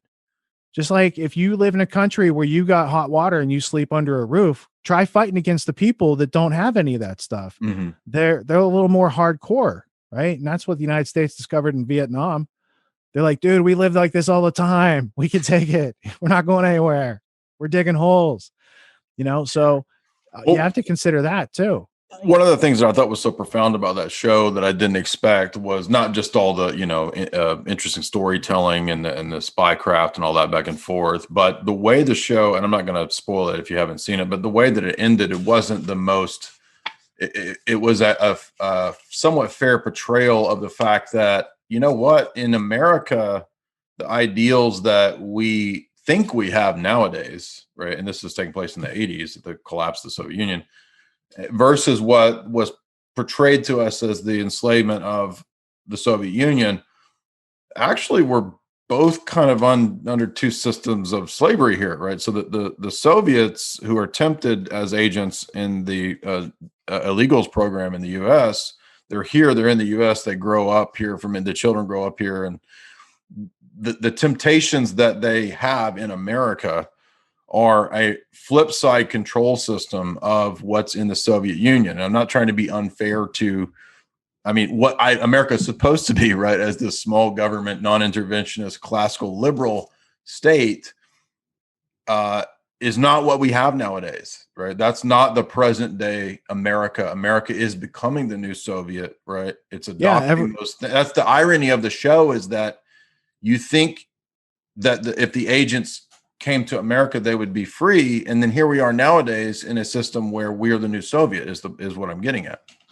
Yeah. And America foreign policy was shifted in 1898 toward that which would eventually be merged with the Soviets, even though the Soviets weren't created for another 19 years. Right. So it was to get America off its isolationist footing of the Monroe Doctrine and to get in with what Rudyard Kipling called the white man's burden. And he wrote a poem to urge America into getting into a war that they didn't need to be into. And from there, it was off to the races because they had a big panic in 1908 where JP Morgan had to come in and save the bank. And then they said, these guys have too much power, so we should give them all the power in 1913 after they said no to the Aldrich Act. And then you're off and running into World War I. And then they changed the attitudes, values, behaviors, and beliefs of American citizens to be very much in a wartime economy, even when the war ended. And that was the answers to the questions that the Carnegie Institute or the Carnegie Endowment had asked in its meeting minutes in 1908, 1909, 1910. How can they take over? And they took over statecraft and education. And then from there, you have what we have here today. Complete, not failure to communicate, but censorship because you communicate. Yeah, exactly.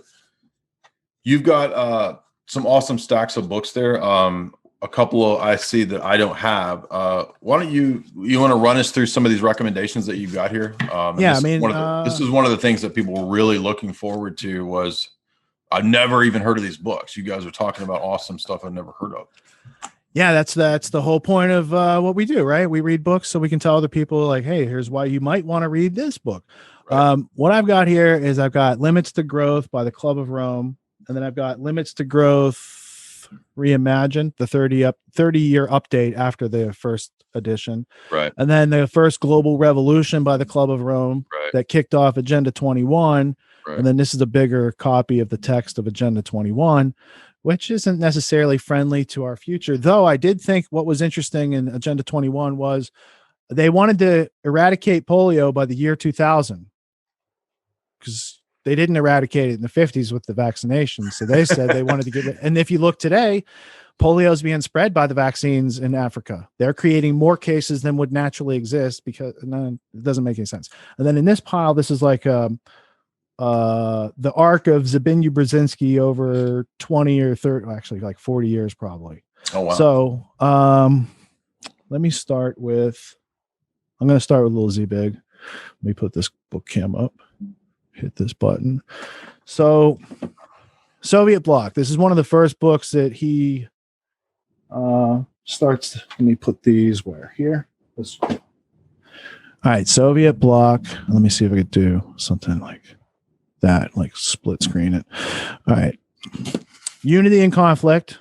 Zbigniew Brzezinski. This is going to be like 1961. Russian Center for Research.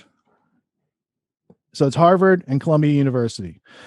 Columbia University had a whole bunch of Rockefeller funding. So it's writing and doing research like this that gets him onto the, actually, this is already Carnegie and Rockefeller funded this. So when Zbig is doing this in 1960, this is where he's getting onto the radar of those foundations and ameliorating himself, much like Machiavelli would do to the Medicis. And I wanted to just go to this one part. I thought it was the second card in here, where they talk about getting rid of people who support the efforts after the fact. Right here. On the average, 1 out of every 4 party members was purged in each of the East European parties. So even the people that were taking part and trying to go along with it, they were purging out of communist society. And then out of the Polish Communist Party. So right before we went live, because we had those tech hiccups, I was listening to Timcast because Radowski was on there, and they were talking about the Polish and the stubbornness. And I was remembering how there was a part in the Gulag Archipelago in the 3rd volume, and that's where they're going through like trying to break these guys and these Polish prisoners that they brought in, these Polish inmates. They couldn't be broken, and that's how the resistance starts to take hold. Is they finally met some people that were tougher than what they were putting out there. So let me see. Well, so Brzezinski's book is it's internalizing Stalinism, the cult of personality. So on page 273, our enemies assert that the personality cult of Stalin was not engendered by definite historical conditions which have already been passed out, but by the Soviet system itself, what they consider its lack of democracy, and so on. Such slanderous assertions are refuted by the entire history of this development of the Soviet state. And then it talks about the cult of personality cannot be defined solely to the person of Stalin. The cult of personality is a certain system which prevailed in the Soviet Union and which was grafted to probably all communist parties, as well as a number of countries of the socialist camp, including Poland.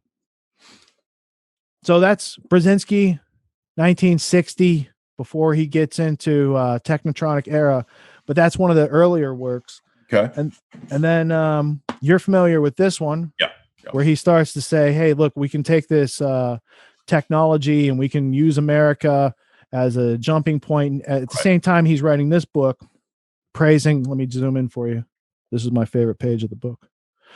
This is page 135 of Technotronic era.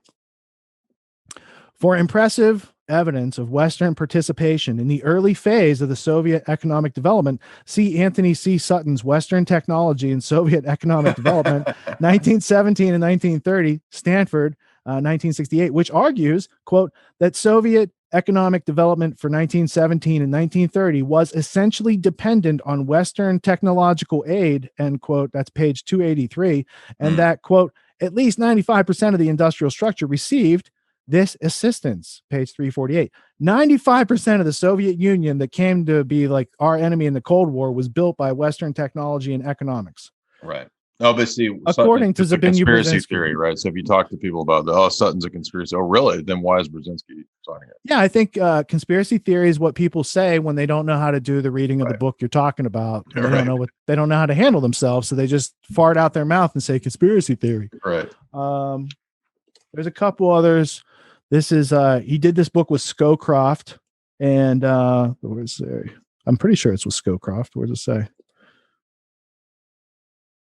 Anyway, this is one of the more recent ones. This is kind of watered down, talking a bunch of geopolitics that's not really relevant. Mm-hmm. This is global domination or global leadership. This is kind of more relevant to what's going on. Mm-hmm. It fits in with more of his grand chessboard. Right. And then this other one from 89 is grand failure, when he thought that the Soviet communist regime was done, and now they're back stronger than ever. So he's kind of wrong a couple times in his book, but let me just show you two things out of this. Because I read part of this Sunday night in Grand Theft World, but it's good for your audience too, for people to know this. So page 10 in The Grand Failure by Zbigniew Brzezinski is Edmund Wilson perceived, these are apologists for Stalin's gulags. So I'll frame that up a little bit like that. That's better. Among these intellectuals, Soviet-style democracy was accepted as being legitimate, if not more so, by Western democracy. Stalin's totalitarianism was seldom even noted, much less condemned. Sidney and Beatrice Webb insisted that Stalin did not rule as a despot. Quote, he has not even the extensive power of which the Congress of the United States has temporarily conferred upon President Roosevelt, or that which the American Constitution entrusts for 4 years to every successive president. End quote. Do you know the relevance of Sidney and Beatrice Webb, Jay? Do you know who they were? Off the top of my head, no. Okay, so Sidney and Beatrice Webb were Fabian socialists who I believe also ran with Blavatsky. So it's the esoteric connection of their spirituality plus the political aspect of Fabian socialism represented in Sidney and Beatrice Webb, his wife, who are part of the Cliveden set, I believe. Is Beatrice Webb the woman that wrote that book about global government? She has a New World Order book. Probably. Okay. Yeah. And then here's another piece. This unqualified admiration of the Soviet system under Stalin extended even to the Gulag. So here's some apologists for the Gulags. Dr. J.L. Gillen, a one-time president of the American Sociological Society, wrote, quote, "It is clear that the system is devised to correct the offender and return him to society," end quote. Harold Lasky, the British political economist, concurs, writing that he detected in the Soviet system an quote, insistence that the prisoner must live, so far as conditions make it possible, a full and self-respecting life, end quote. A longtime journalist on Soviet affairs, Maurice Hindus, took the claim even further. Quote, "Vindictiveness, punishment, torture, severity, humiliation have no place in this system," end quote. And then here's the money shot. George Bernard Shaw even noted an element of voluntarism in Stalin's system of labor camps, writing, quote, "In England, a delinquent enters jail as an ordinary man and comes out a criminal type, whereas in Russia, he enters as a criminal type and would come out an ordinary man, but for the difficulty of inducing him to come out at all. As far as I could make out, they could stay as long as they liked," end quote. The initial fascination with the Soviet effort to build a new society during the 1930s, like this was their Great Reset, reflected in these blissfully misguided guided views and gained an enormous boost with Stalin's defeat of Hitler. Even the ensuing Cold War could not disabuse many Western intellectuals of their romance with the communist reconstruction of society. A reconstruction of society is a Great Reset. Page 11. I can even probably... Wow. Page 11. Though America emerged during the century as the dominant global power, and though the American way of life exuded incomparably greater tangible attraction, America was widely and unfairly perceived as engaging in a defensive holding action, futilely seeking to stem history's inevitable tide. It was the spread of communism to Central Europe and to China that so fundamentally transformed global politics, that dominated intellectual discourse, and seemed to represent the augury of history.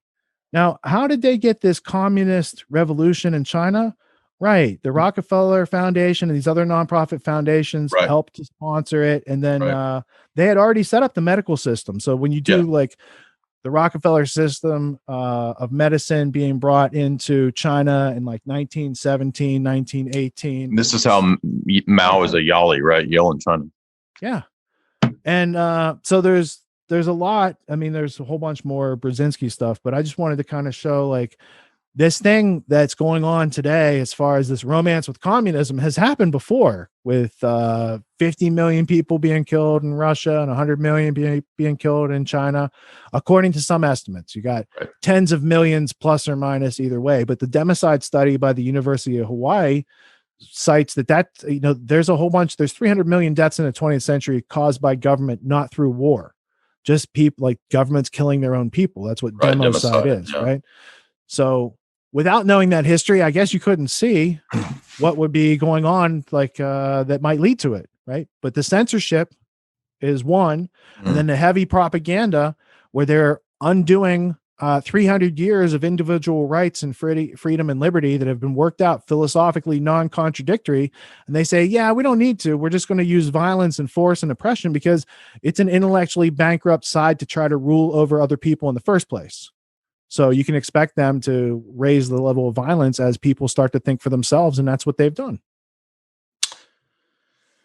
Could we change gears and move to, because I know we've been going for a little while now. I don't know exactly how long we've been going, but I'd like to touch on the psychological warfare involved in the alien nonsense. And the reason we're talking about this is that I think it does. I don't believe in aliens, first of all. I don't believe in extraterrestrial beings. We're going to lay aside the metaphysical questions like we did earlier when we were looking at religion as a tool to be manipulated by the elites. The alien mythos is another tool to be manipulated by the elites.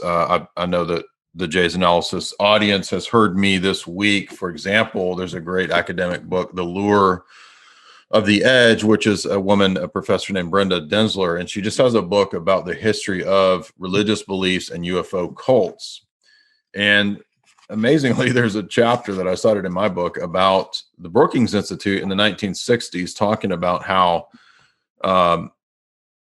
if there were the mythology and the story of an alien mythos that was promoted to the West, it would reorganize the entire West's religio-political system. They would dispense with Christianity and move into something new, because aliens would call into question all the whole, previous biblical story, right? Now, whether you believe the Bible or not, the point is that this is an attempt to engineer the mythos of the West into something akin to alien gibberish, which is really just a cult that the elite would control. For example, if you've read Isaac Asimov's Foundation series, then you know that there's a religion that the elite create that the AI is behind, right? So there's AI, and they just tell everybody that it's this religious thing, but it's really just technology. So in the same way, there's this story about aliens that fits perfectly with a new way to explain man and man's origins and this kind of stuff. And Klaus says, get ready, because in the next few years, connected with the rest of the Great Reset, there's going to be the discovery of alien life. Now, I believe that this is just a decades-long plan, as the Brookings Institute says, to re-engineer Western society, changing images of man. What better way to include in that a bunch of alien gibberish and psychological warfare through alien nonsense that actually ties into, believe it or not, the Cold War. I'm not saying aliens are real, but let me give you an example. So we have promise in the last several months that the Pentagon's going to release all the UFO files. The CIA is going to release all that. So one of the files that was sent to me today from a reader is a declassified document from the 80s, sometime during Gorbachev. I don't think it has a specific date on it. But it's talking about Gorbachev, and it's talking about the KGB and the discovery of a saucer. Now, I don't actually believe that there was an alien crash that was discovered, like another Roswell in the 80s. But a lot of fiction has promoted that there was some kind of alien nonsense going on with the Cold War, and that the West and the Soviets were racing to try to discover and decode the alien technology that they had and all this nonsense. And here we have one of the documents in this drop, this limited hangout drop, that says precisely this: the Soviets have discovered a saucer, and what are we going to do in Washington? And this is just obvious, in my view, bullshit that backs up, right, as a cover, a whole bunch of different possible uses, right? It could be a cover for running drugs. It could be a cover for a black op that they wanted to do about, and aliens are a smoke screen, right? So a lot of different uses for this kind of stuff. But I think the alien mythos is just a classic version of a government created story, government created narrative. Mirage Men, the documentary I recommended to you last time, goes into this. It goes into how disinformation creates these stories and manipulates them to do a lot of different things. What's your take on this alien crap? I have looked at human history back for thousands of years of what's available, right? So I've looked not just at the time I'm living in from 1973 to present. I've looked at my parents' generation, my grandparents' generation. I've looked at what's available. I have not seen evidence of aliens in the history, artifacts, evidence that I have seen. I have seen over and over and over again human beings playing tricks and deceiving other human beings for purposes of power. Yeah. So whether it's misdirection or deception, Right. or occulting something, just hiding it straight out, or censoring it, which was out there but we took it away, right? All those things that just get you off the path of truth. That's control. Anytime that they can get you to believe something is not true, it's a form of control. Thus, national security, thus propagandizing people from the government down after 2014 when they repealed that law and said that the government can legally propagandize its own citizens. Which the Smith-Mundt Act. Right. Yes. The Smith-Mundt Act. Thank you for being so on point right there. And these types of, those are like, when you remove the act, it's like ordering up the bombers. And when, World War II metaphor of a bunch of planes about to take off. And then the carpet bombing of preparing Dresden is the censorship. And then they can come in with infantry forces, which is the propaganda and the contact tracing, track trace database culture that Eric Schmidt and the rest of the technologists and technocrats and technopolists have in plan for everybody. Yes, and the other thing too, so many times the people involved in these this alien mythos and story, you just go into who these people are, like, and I'm not trying to be mean to people, but when we go into people like Jacques Vallée and we see his background and we see that, he's working literally for the highest levels of the deep state. What about Dr. Stephen Greer? It's not like I never look into these things. I'm always like, why are people so interested? Like, what is the evidence that's holding their attention? That's what I'm always trying to find. Like, why is it always a bunch of like bullshit, like, and con artists, right? There's never. History Channel was bad enough when it was all about Hitler and World War II all the time, but then when it went to Ancient Aliens, I was just like, what is going on here? Because that's my issue is an unidentified flying object, a UFO.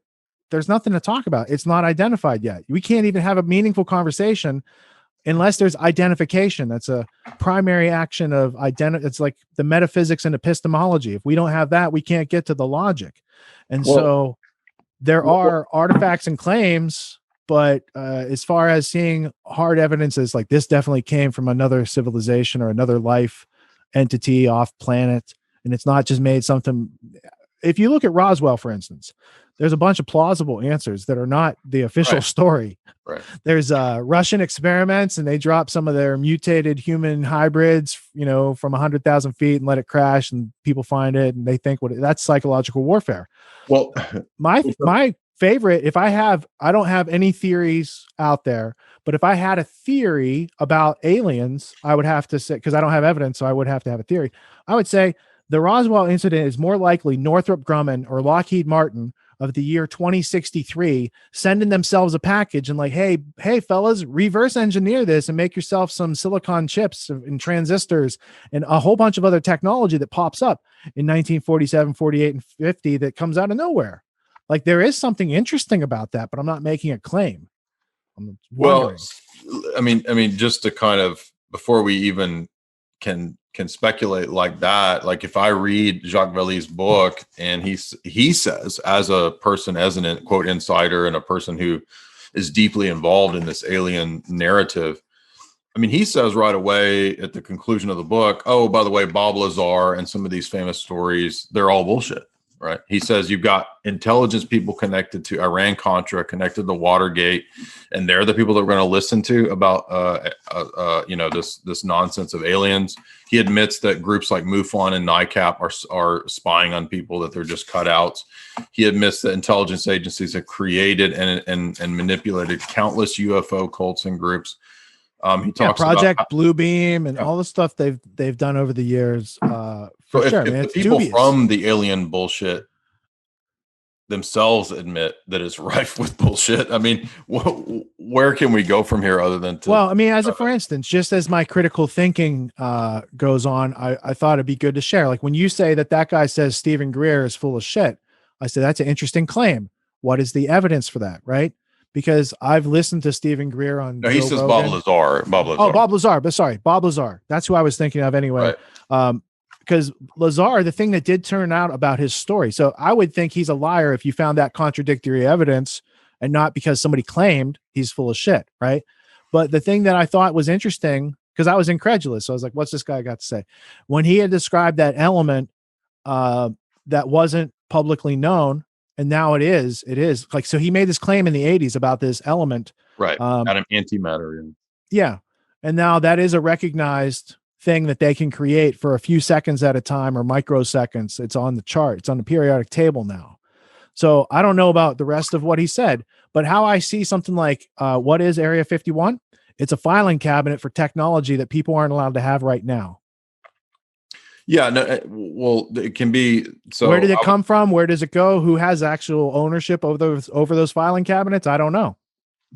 Well, that's what I'm saying. Like most of us don't know that. We're probably never going to know that. What I'm getting at, and I was just summarizing what Vali says. To be specific, what he says about Bob Lazar was that he affirms the fact that so Bob Lazar was claiming to have this advanced technology that came from aliens and this kind of stuff that was reverse engineered. He says, but the problem is that this person is not credible because he was running a bordello in Nevada, right? This kind of stuff. So and my point is that if you watch Mirage Men, that what that documentary shows is that they will pick people susceptible to belief in these kinds of narratives, even if they're a scientist. Just because you're a scientist doesn't mean that you're not susceptible to being manipulated by intelligence agencies, and you can be a perfect dupe to be a funnel for disinfo. That's the whole point. So of there's a name for that, right?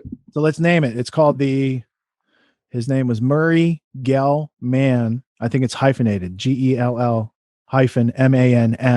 And he's having a conversation with Michael Crichton one time. And the observation was when you're they were like, hey, when I read something that I'm a specialist in the New York Times, I can pick it apart. Like they're wrong in all these areas, but I believe everything else in the newspaper because I'm not a specialist in that area. Right. So it's this, so they came up with it and they're like, yeah, well, we need a name for it. So they just call it I think it's called the Gell-Mann effect.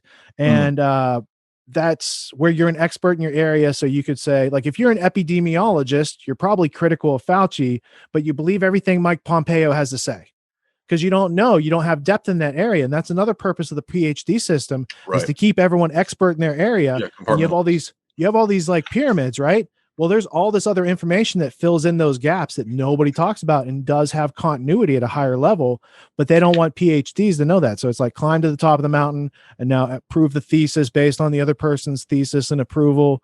And it's Prussian education. It's Prussian schooling and indoctrination par excellence. Well, I'm just saying that. So if you watch Mirage Men, basically the point is that the counterintelligence operation that used the alien story and mythos chose highly suggestible, narcissistic, and kind of kooky people who had a voice and had maybe they were scientists, right? And they would bring them in and they would show them, like imagine being taken to a military base and a general says, Richard, we like your work. We've chosen you as a good American. We want you to tell the rest of America about what we've discovered about preserve your bodily fluids. That's right. And he says, now, Richard, I want you to sit down and I want you to watch this VHS tape. And all this VHS tape is like a crappy version of like a saucer taken off from a base. Right. Yeah.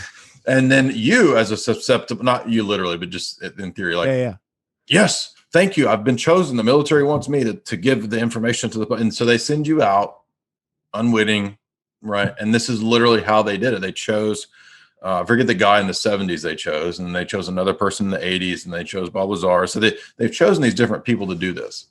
And what I appreciate about Jacques Vallée is that he says, look, the people that choose these people to put this stuff out, the people that are running this alien UFO stuff, are the same people that were behind MK Ultra, the same people that did COINTELPRO, the same people that did Iran Contra, the same people that were behind Watergate. And the same people that run the Terror Factory. There you go. Yeah. All right. So this is the Terror Factory, and the idea is that I was trying to find the stat. Is there a stat on it? Because it was like 15 out of 22 post 9/11 terrorist attacks were drummed up by this group of people. So let me just read this real quick. A groundbreaking work of investigative journalism, the Terror Factory, inside the FBI's manufactured war on terrorism, exposes how the FBI has, under the guise of engaging in counterterrorism, that's what you're talking about, since 9/11, built a network of more than 15,000 informants whose primary purpose is to infiltrate Muslim communities and create and fabricate or facilitate phony terrorist plots that the Bureau can then claim that it's winning the war on terror. So was there a stat? No, you have to actually read the book to get into the stat. But the fact that this goes on, that this is a thing, that it's written about and known, and so they make patsies. They find people who are mentally weak, right, who are religious zealots, who don't have father figures, who may be from a different country, oftentimes from a different country, that can easily be preyed upon, and then they prey upon them, and then they get other people infected into that, and then they go in and sweep them up, and then they get a budget increase. And it's a well enough known phenomenon that there's a book on Amazon that you can still buy, written by a reputable journalist. So those type of facts that was don't on really compute for most people, but that's how the world works. Front page of the New York Times 4, 5, 6 years ago. Most terror plots created by FBI. Famous thing. Alex harped on it for months and months and months. Go look that up. They just had that proof today that came out that said Obama funded ISIS adjacent factions, and that they knew that because they learned it from the British intelligence, who's been they've been grooming Arabs since like the 1900s. Exactly. Early Muslim 1900s. Read Robert Lawrence of Arabia. Right, Lawrence of Arabia. T. Lawrence. Read Mark Curtis's book, Secret Affairs. He's a royalist. That's an Royal excellent Institute book. That is a great book. And he just, as a Royal Institute for International Affairs researcher, says, yeah, of course, this is all foisted by the British Empire. Of course, it's 100 years of Bin this. Laden had a headquarters in London in 96, and they knew about it, just like they knew about the Japanese going to attack Pearl Harbor. Don't forget, too, in terms of foreknowledge, Lusitania. Bamford's NSA book says. Oh, for sure. I got that. Yeah. They were watching these guys the whole time. That was one of my first books that I started reading on these topics back in the day, because it was one of the first available, was Bamford's books. I got both of those. I don't remember when the first one was printed, but I didn't catch it until like 2001 or 2002. Whenever A Body of Secrets, I think, was the first one I read, and then I went back and read the other one. Yeah, it's good that people are able to get that information out, but I don't see a lot of people changing their actions because of it. Like Bamford's like, hey, these people are spying on you. And Snowden's like, hey, these people are definitely spying on you. And everyone's like, but we love free Facebook and Google and all this stuff. I heard Burma's complaining tonight about, I guess he's been using Chrome and he's not getting good search results. And I'm like, dude, you got to use Brave and DuckDuckGo or something to actually get real search results, which are still available. Thankfully, if you use a different engine, Google is not a search engine. It doesn't work anymore. Yeah, it gives you. It's purposely there to hide stuff. It's an occulting engine. It's there to hide the useful information from you when you're looking for it. Well, thank you, Richard. That kind of covers the groundwork of what I wanted to get into in a part two, a follow up. So much positive response on part one. Couple books that I mean, not to you, but just to the audience that are forgotten, books that people overlook. For me, I don't know. Let's see. You want to throw out a few more? Like, I would recommend anybody. What'd you say? I missed it. I'm sorry. I said I might be interested. What kind of books you got? I know you probably know these, but a lot of people have overlooked Ghost in the Machine by Kessler. This is a big tell-all, mainly for the last couple chapters. Now, I did a whole talk on the book, but he also wrote 13th Tribe, right? Exactly. Right. Arthur and Kessler. He was a communist who just went right into being Order of the British Empire. Amazing how those commies are just so tight with these British elitists, right? H.G. Wells, communist. It's almost like the monarchy created it to kill its enemies. Yeah. Like like it's economic warfare. At the same way they have biological warfare, they have economical warfare, and that's one of the agents. It's a crown agent.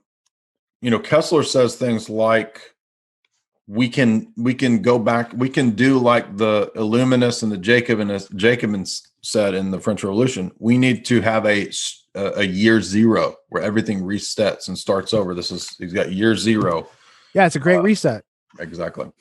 And then he goes on to say that human sacrifice, these kinds of ancient practices, were just nature operating, right? Man's just a mutation of nature. Nothing wrong with human sacrifice.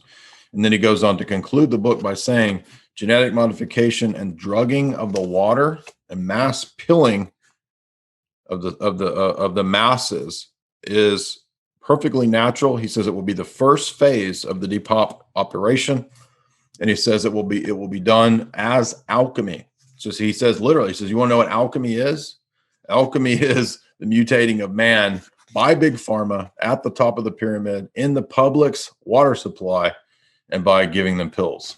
That's phase one, he says, of the depopulation operation. Another one that's overlooked that people, Fritjof Capra's Turning Point. I'm glad my buddy John told me to get into this one. It looked long and boring. But he says that... Did he write that after the Tao of Physics? I forget which one's first. This is after. Yeah, Tao, because it says he's the author of Tao of Physics. And Fritjof is one of these big kind of green guys. And he says that when you understand what Kessler's talking about, he cites Kessler. He says, when you understand the holistic view of man as a one cell in the organism of Gaia, then you'll understand that we have to move away from individual rights and the idea of an individual. How convenient. Yeah. Those people made up ecology too. So just the notion. Yeah, that's his whole religion is ecology. Yeah. Right. And he says, get this as a crazy part. He says that the way that this new system will come in is medicine. He says medicine will be the key angle that this will be brought in. Nobody will even notice it, right? Everybody's going to go, the government's going to bring it. The government's going to bring it secretly via the medicine side of things. So here we are.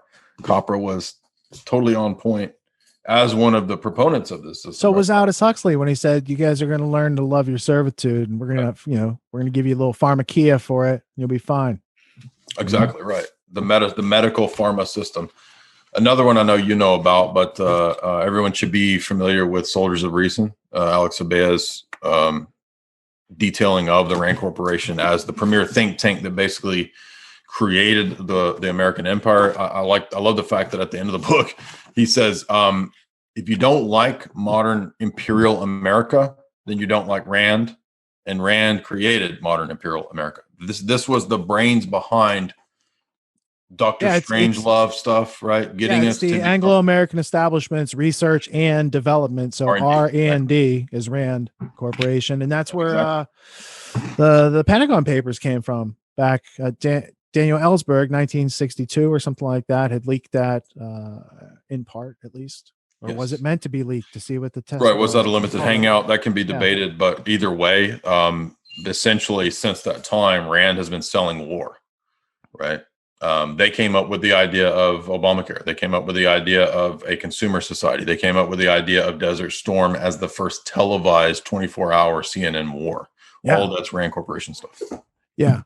Yeah, they're fascinating. Again, adjacent, not on a lot of people's radar organization that has a high amount of influence. And so maybe the Area 51, maybe it wasn't Lockheed or Northrop, or, could be Rand that owns that eventually and has their pieces stored in there that they send back.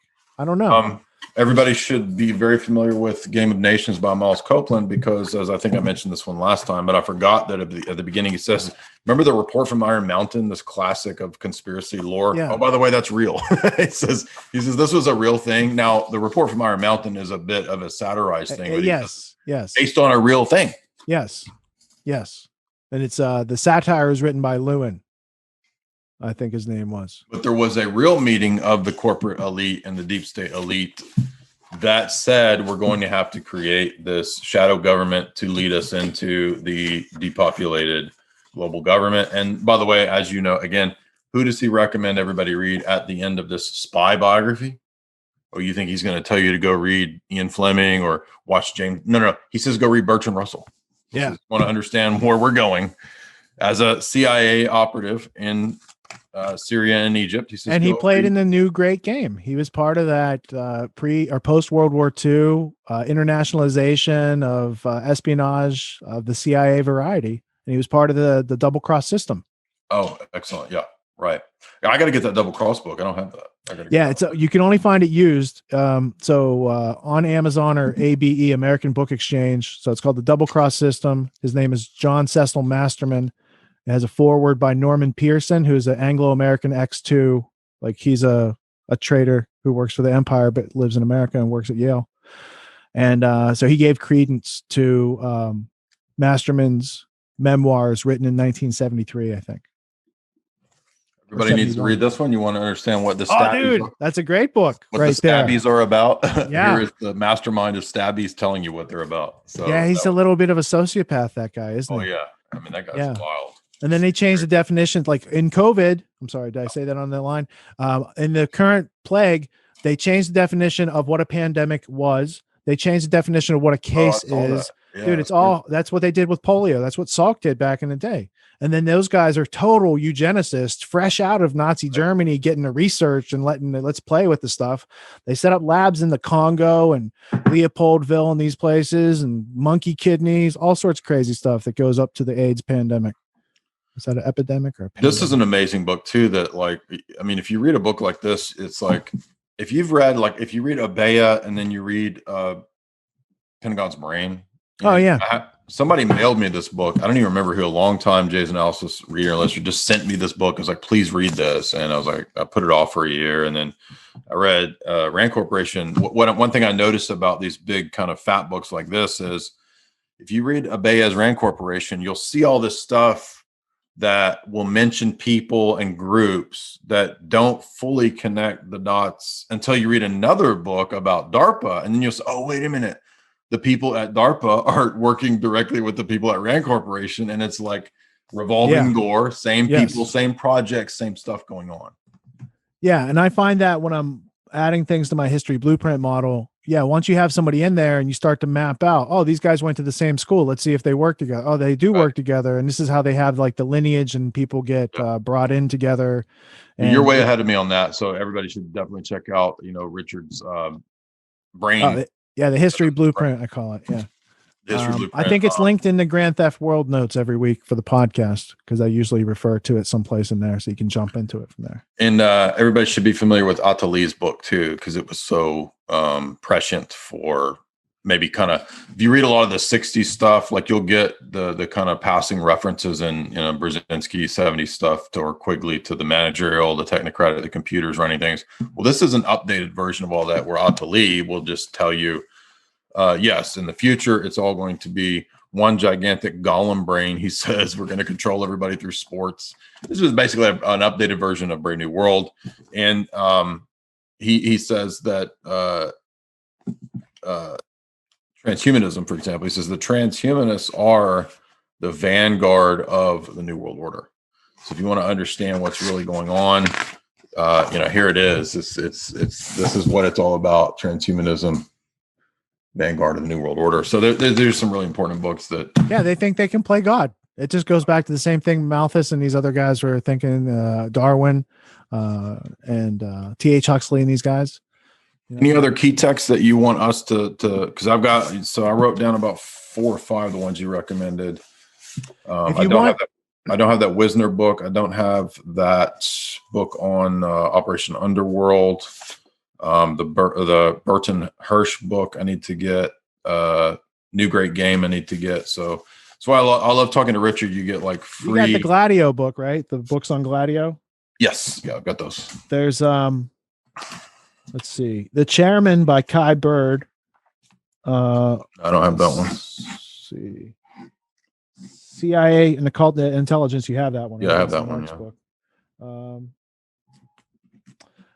I have several books just on William Stevenson. So I would start with A Man Called Intrepid. Intrepid. Yeah, I don't actually have that one. So. And the tricky part is it's by William Stevenson with a V, and it's about William Stephenson with a PH. Right. And that throws everyone for a loop because you're like, what is this? And that's part of their spycraft because William Stevenson's name wasn't even William Stevenson, but he trained Wild Bill Donovan, and a whole bunch of other coterie that followed in the legacy of Cecil Rhodes, the Anglo-American established spy, the whole intelligence system, and the rest of the political and statecraft and education systems in this country.